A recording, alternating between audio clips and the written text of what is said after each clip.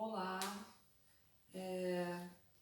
espero que estejam todos bem, né? A gente já tem aí uma longa caminhada de, de isolamento e realmente imagino que não deve estar fácil para vocês.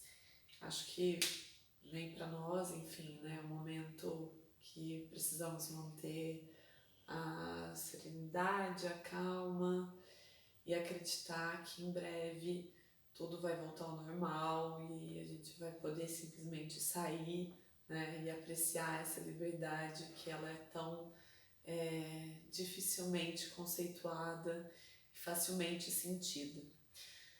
E falando de liberdade, né, hoje a gente vai fazer a síntese dos sistemas regionais, principalmente focando no sistema interamericano, que é o qual o Brasil submete através aí ratificando a Convenção Americana de Direitos Humanos em 1992, né? Então nós vamos ver aí um pouco do funcionamento do sistema interamericano de proteção dos direitos humanos. Então vamos lá, a gente viu sobre o sistema global, né, essa condição dos mecanismos convencionais, não convencionais, extraconvencionais. E o que nós temos nos sistemas regionais? Primeiro, existe uma divergência entre o sistema de proteção global, né, realizado pela ONU, com os sistemas regionais. Como é feita essa composição, né? O que existe é a complementariedade dos sistemas, em que os sistemas regionais eles devem de alguma forma estar em consonância, né, com o sistema global, seguindo as suas diretrizes, mas entende-se que os sistemas regionais, justamente por ter menos países, né, menos estados reunidos, e principalmente por ser regional e conseguir captar aí, muitas vezes uma condição singular, né, de características da região, ele seria aí um potencial para desenvolver e aprimorar o sistema de proteção dos direitos humanos relacionado à condição de cada localidade, né? Entendendo sim que o sistema, os direitos humanos é universal, indivisível e tudo mais, mas que cada região tem seus principais desafios, conflitos e dificuldades, e que esses sistemas regionais, por estar até mais próximos e haver, ou ao menos, a expectativa e a potencialidade de comunicação de forma mais fácil entre os membros, ter mais efetividade. Então, a gente fala aí de um sistema de complementariedade entre o sistema global e regional de proteção dos direitos humanos. Mas se você está diante de uma violação dos direitos humanos, qual dos sistemas você vai socorrer? Primeiramente, você vai precisar ver se você preenche os requisitos, né, os pressupostos processuais. Mas diante deles, né, e em consonância com eles, a gente entende aí que tem a perspectiva do princípio do órgão mais favorável, né, da norma mais favorável àquela condição, né. Inclusive, no sistema interamericano a gente trata do princípio pro homine, né, do princípio a favor do homem, no sentido de entender aquele sistema que oferece mais vantagem, mais benefício diante daquela violação concreta, tá? Então, a gente tem aí um sistema de complementariedade entre o sistema global e os regionais.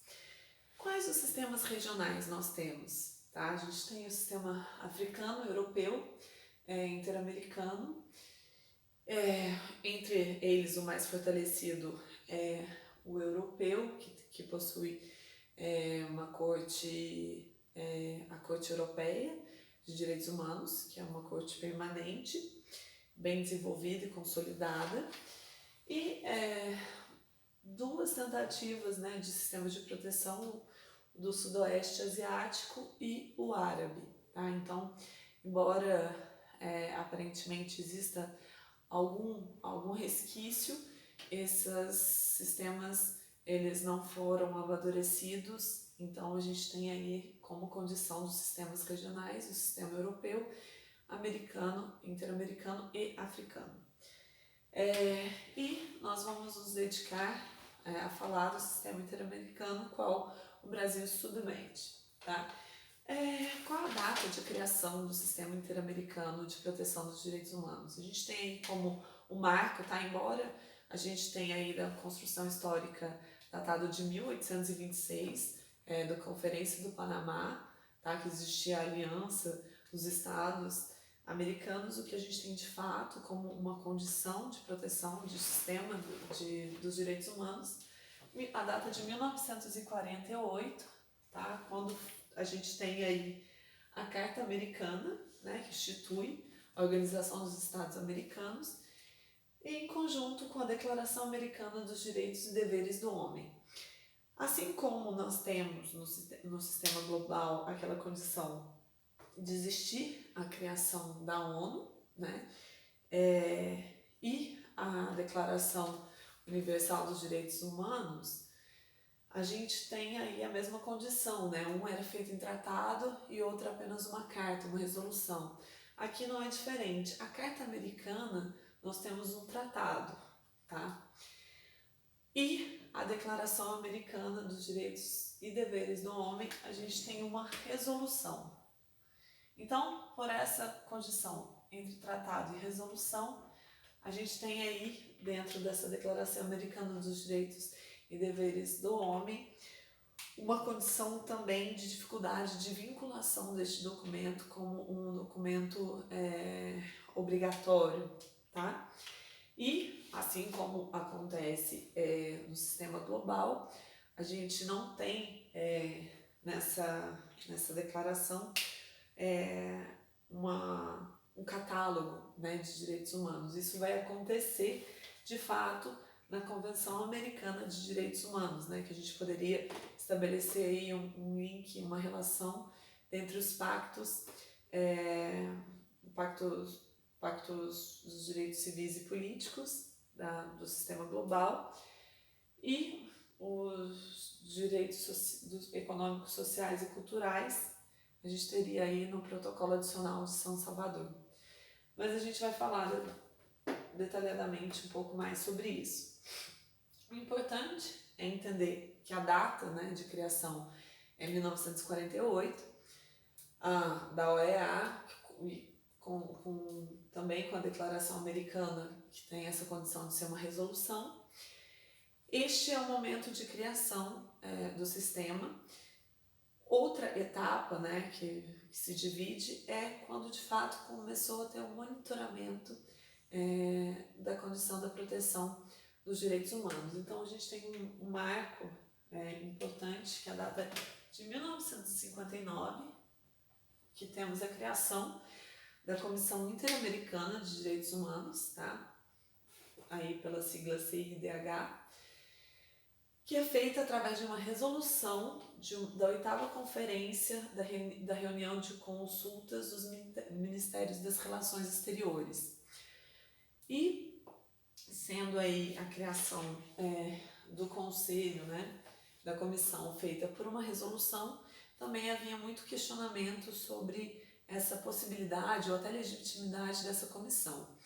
O fato que a comissão ela ganhou força pela sua atuação, né? Cansado Trindade, ele fala que a condição dos que compunham a comissão foi tão importante, fazendo aí uma interpretação expansiva e liberal, que acabaram alcançando ou projetando algo muito maior para a comissão no sentido de proteção e desenvolvimento dos direitos humanos. Então, ela não surge com direito de petição, né? Mas logo fazia visita em loco e tudo mais, uma condição atuante mesmo dos membros dessa comissão. E aí, elaborando relatórios, recomendações e tudo mais, E a gente tem aí outra data importante para ela, a data de 1965, que na conferência no Rio de Janeiro passou a ter a possibilidade do direito de petição. Então, através de alteração na Conferência do Rio de Janeiro, em 1965, é dada à comissão a possibilidade de petição. No entanto, havia ainda questionamentos sobre essa condição e somente em 1967, no Tratado de Buenos Aires, é que a gente tem aí a comissão como algo regulamentado dentro da OEA. Então, a gente tem uma modificação da Carta da OEA e coloca a comissão como uma estrutura, de fato, né? Como um organismo, um órgão dentro da Organização dos Estados Americanos. Então, de fato, quando ela é convencionalizada, estruturada e regulamentada, é através do Tratado de Buenos Aires, em 1967. E aí, ela ganha status, né, para conseguir se desenvolver ainda mais. Mas já previa a estruturação feita em uma Convenção dos Direitos Humanos, que se deu em 1969, tá? É a Convenção Americana dos Direitos Humanos. Convenção Americana dos Direitos Humanos, que é comumente chamada de Pacto de São José da Costa Rica, muito conhecida, muito falada ali na condição do depositário infiel, né? Até então a gente tinha a possibilidade de prisão por dívida no Brasil, e com essa convenção retira essa possibilidade, fazendo aí, estruturando, fazendo um catálogo de direitos humanos e condicionando, além da estruturação da Comissão Interamericana dos Direitos Humanos, prevendo aí de fato um catálogo dos direitos civis e políticos. Então tem bastante artigos nesse sentido, direito de propriedade, liberdade e tudo mais. E ela simplesmente faz menção aos direitos econômicos, sociais e culturais em um dos seus artigos, falando sobre a condição de implementação progressiva desses direitos.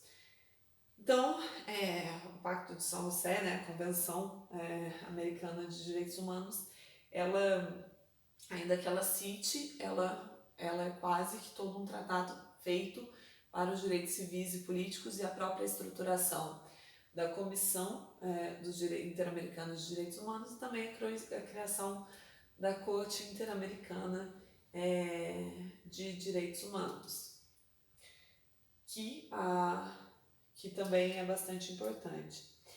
Então, onde nós vamos ter dentro do sistema interamericano a proteção dos direitos econômicos, sociais e culturais? Bem, ele se deu através de um protocolo adicional à Convenção Americana dos Direitos Humanos, que é o Protocolo de São Salvador, de 1988. Então, um protocolo adicional àqueles que ratificaram a Convenção Americana, né, o Pacto de São José, que trata aí dos direitos econômicos, sociais e culturais, e ali a gente vai ter dispostos aí a condição de previdência, de trabalho, de saúde, de emprego, de sindicato, de educação, de saúde e tudo mais, tá? Então, ainda que seja um protocolo adicional, a gente tem 2 documentos distintos para tratar da condição dos direitos civis e políticos, que está disciplinado no Pacto de São José, não apenas, né, é um catálogo, mas temos também a estruturação, principalmente aí da Comissão Interamericana de Direitos Humanos, nessa regulamentação, e um protocolo adicional, facultativo, que é conhecido como Protocolo de São Salvador, que tem aí os direitos econômicos, sociais e culturais disciplinados. O que é importante a gente dizer sobre a Comissão Americana, né, a Convenção Americana de Direitos Humanos, é que com ela a gente tem a relação, né, o que a gente chama do papel dúplice, ou a dualidade de regime jurídico, tá? Então, pela Convenção de Direitos Humanos, feita aí pela comissão, né? A Comissão Interamericana de Direitos Humanos, Comissão Interamericana de Direitos Humanos é reconhecida por seu papel dúplice. Por quê? Porque a comissão, ela existe dentro da estrutura da OEA, com a modificação pelo Protocolo de Buenos Aires, em que integra a estrutura da OEA. No entanto, ela é disciplinada, estruturada e mais avançada dentro da Convenção Americana de Direitos Humanos. Então, a gente tem duas condições para análise dessa comissão, tá? A gente tem aqueles estados em que não ratificaram a convenção, né, não ratificaram o Pacto de São José, mas eles estão ainda integrados na Carta da OEA. Então, eles se submetem também à comissão, mas todos os condicionantes, eles são mais limitados, tá? Do que aqueles que submeteram e ratificaram o tratado, a Convenção Americana dos Direitos Humanos. Então, a gente tem aqui o que a gente chama de divisão do sistema interamericano. Então, a gente tem o subsistema da OEA, que tem como normativa a Carta da OEA, a Declaração e a própria Comissão do Interamericana dos Direitos Humanos, aí feita pela alteração pelo Protocolo de Buenos Aires, em que todos os membros se submetem. E, de outro lado, a gente tem um subsistema da Comissão Interamericana de Direitos Humanos, que tem como normativa a própria Convenção Americana de Direitos Humanos, e aí a Comissão de Direitos Humanos e também a Corte Interamericana de Direitos Humanos. Lembrando, brevemente falando, a Corte Interamericana de Direitos Humanos tem que ter uma cláusula de reconhecimento expresso dessa Corte Interamericana, que tem a condição, tem caráter contencioso dos estados que ratificaram a Convenção e aceitaram o caráter contencioso da Corte Interamericana de Direitos Humanos. Lembrando que somente os estados podem ingressar à competição à Corte Interamericana de Direitos Humanos. Então, esse subsistema da Comissão Interamericana de Direitos Humanos, ela é muito mais exigente do que o subsistema da OEA, embora todos os países, todos os estados-membros possam aí estar passíveis aí de resoluções, de recomendações da Comissão Interamericana. O subsistema daqueles que ratificaram a Convenção, né, o Pacto de São José, tem muito mais força, muito mais vinculação por essa ratificação. Então, a gente fala que é um subsistema mais exigente que o subsistema da OEA. Mas é importante destacar que todos os estados da OEA submetem-se à Comissão Interamericana de Direitos Humanos, né? A Comissão Interamericana de Direitos Humanos, ela é prevista na estrutura da OEA, mas com a Convenção Americana dos Direitos Humanos, a gente tem maior estruturação e maiores consequências das ações daqueles que ratificaram essa Convenção Americana, né, que é o Pacto de São José. Então, inclusive, submetendo aí, através de cláusula expressa, o reconhecimento do caráter contencioso da Corte Interamericana, mas que também tem caráter consultivo. É importante destacar isso.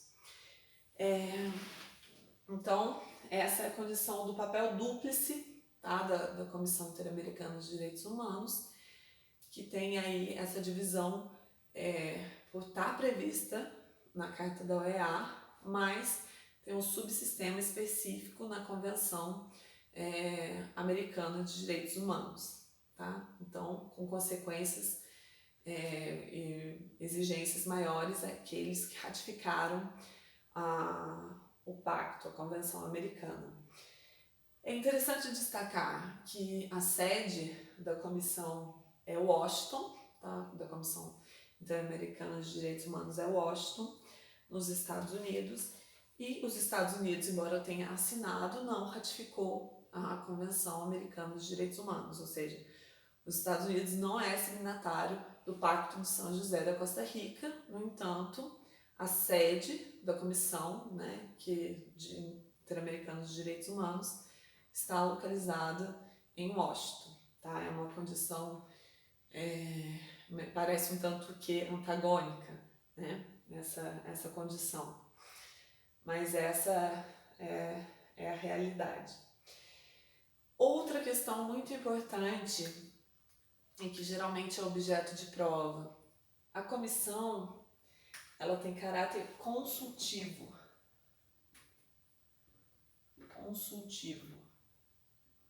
tá?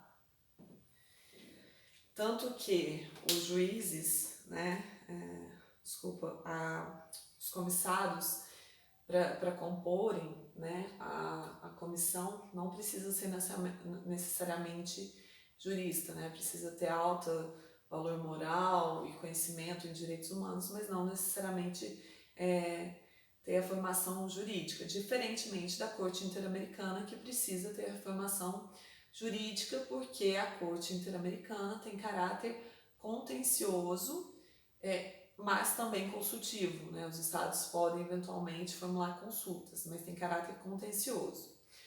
Diferentemente da comissão, que tem aí essa condição, esse caráter consultivo, mas de recebimento de petição, né? E toda a condução através de relatórios e principalmente fazendo recomendações aos estados que eventualmente foram acionados como violadores dos direitos humanos, tendo aí na convenção condições para você ingressar com a petição, dentre elas não ter litispendência internacional, ou seja, se você já acionou o sistema global, você não pode acionar também o sistema regional, ou você ter esgotado todas as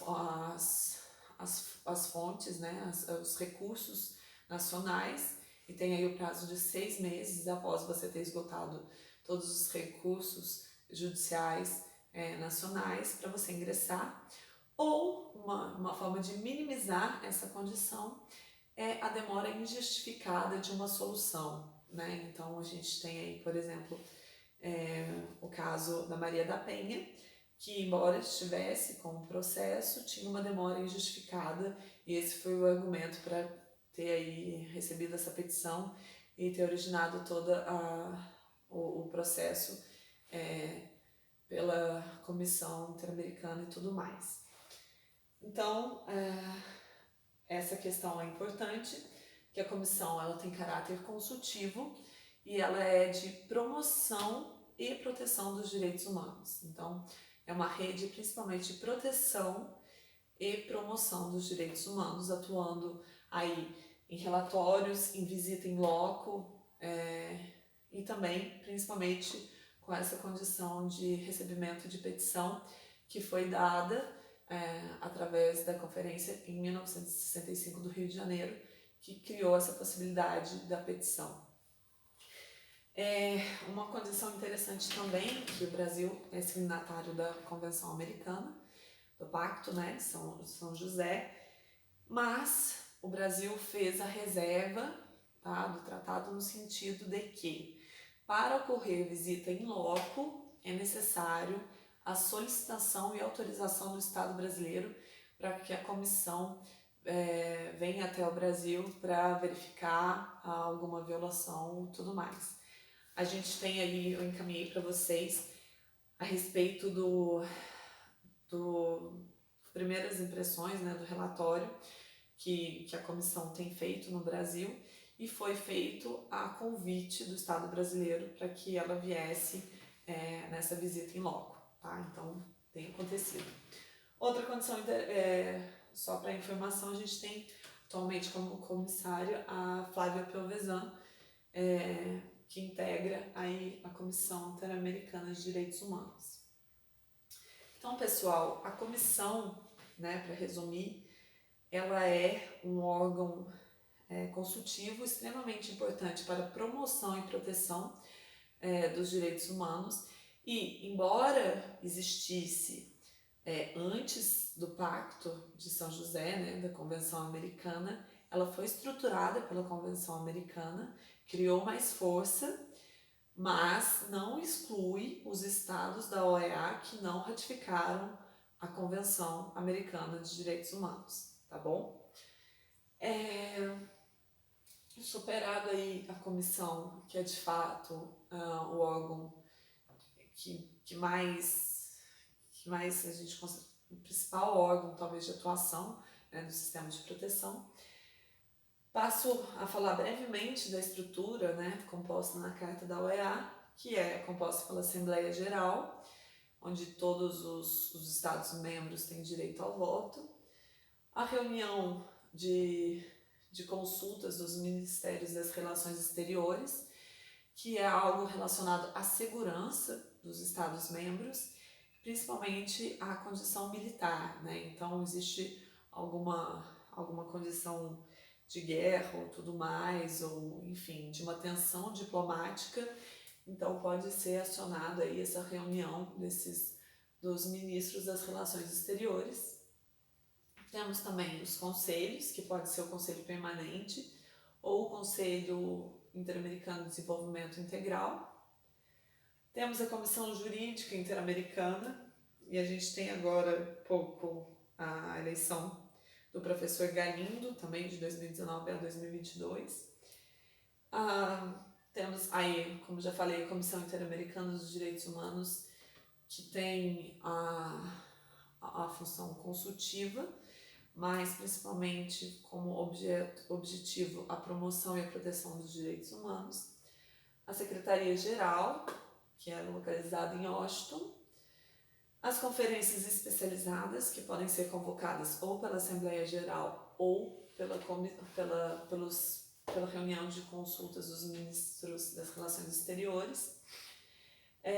Também organismos especializados, né? A Organização Pan-Americana de Saúde, como exemplo, e outros órgãos subsidiários, ou seja, não é taxativo, né? O parágrafo deixa aberta a possibilidade de criação de órgãos necessários aí ao sistema interamericano de proteção dos direitos humanos, como foi, a priori, o caso da Comissão Interamericana dos Direitos Humanos, que posteriormente foi regulamentada e criou força. E também, como exemplo desses órgãos subsidiários, a gente tem aí o Centro de Estudo de Justiça das Américas, tá? Que é uma promoção, né? Uma condição de tentar envolver universidades para pensar e projetar aí ações dos direitos humanos. De fato, o que nós temos hoje dentro do sistema interamericano é algo que tem evoluído, tem impactado no ordenamento jurídico, precisando fazer aí um movimento talvez de entendimento maior e principalmente, né, como a comissão tem atuado em questões temáticas, né, para ter maiores e melhores resultados, né? Então, temos aí essa complementariedade com o sistema global, entendendo as nuances regionais e a importância de um diálogo regional e próximo dos acontecimentos para o amadurecimento da proteção dos direitos humanos em nível regional. É isso, pessoal. Vou abrir o fórum para qualquer dúvida a gente discutir nele, tá bom? Até mais!